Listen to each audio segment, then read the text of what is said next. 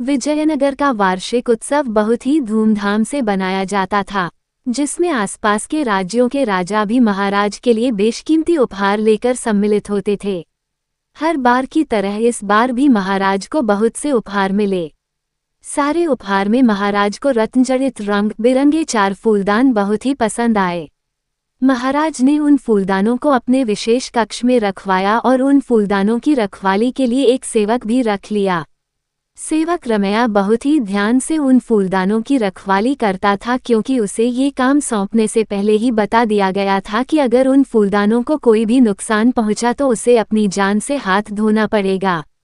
एक दिन रमैया बहुत ही सावधानी से उन फूलदानों की सफाई कर रहा था कि अचानक उसके हाथ से एक फूलदान छूटकर जमीन पर गिरकर चकनाचूर हो गया। जैसे ही महाराज को ये बात पता चली तो उन्होंने 4 दिन बाद रमैया को फांसी देने का आदेश सुना डाला। महाराज का ये आदेश सुनते ही तेनालीराम महाराज के पास आया और बोला, महाराज, एक फूलदान के टूट जाने पर आप अपने इतने पुराने सेवक को मृत्युदंड कैसे दे सकते हैं? ये तो सरासर नाइंसाफी है। परंतु महाराज उस समय बहुत ही गुस्से में थे, इसलिए उन्होंने तेनालीराम की बात पर विचार करना जरूरी नहीं समझा। जब महाराज नहीं समझे तो तेनालीराम रमैया के पास गया और उससे बोला, तुम चिंता मत करो, अब मैं जो कहूँ तुम उसे ध्यान से सुनना और फांसी से पहले तुम वैसा ही करना। मैं यकीन दिलाता हूँ कि तुम्हें कुछ नहीं होगा।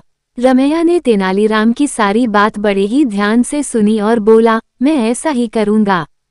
फांसी का दिन आ गया। फांसी के समय महाराज भी वहां उपस्थित थे। फांसी देने से पहले रमैया से उसकी अंतिम इच्छा पूछी गई। तब रमैया बोला, मैं एक बार बचे हुए 3 फूलदानों को एक बार देखना चाहता हूँ, जिनकी वजह से मुझे फांसी पर लटकाया जा रहा है। रमैया की अंतिम इच्छा के अनुसार महाराज ने उन 3 फूलदानों को लाने का आदेश दिया। अब जैसे ही फूलदान रमैया के सामने आए तो उसने तेनालीराम के कहे अनुसार तीनों फूलदानों को जमीन पर गिराकर तोड़ दिया। रमैया के फूलदान तोड़ते ही महाराज गुस्से से आग बबूला हो गए और चिल्लाकर बोले, ये तुमने क्या किया? आखिर तुमने इन्हें क्यों तोड़ डाला? रमैया बोला, महाराज, आज एक फूलदान टूटा है तो मुझे फांसी दी जा रही है। ऐसे ही जब ये तीनों भी टूटेंगे तो 3 और लोगों को मृत्युदंड दिया जाएगा। मैंने इन्हें तोड़कर 3 लोगों की जान बचा ली है, क्योंकि फूलदान इंसानों की जान से ज्यादा कीमती कुछ नहीं हो सकता। रमैया की बात सुनकर महाराज का गुस्सा शांत हो गया और उन्होंने रमैया को भी छोड़ दिया। फिर उन्होंने रमैया से पूछा, तुमने ये सब किसके कहने पर किया था?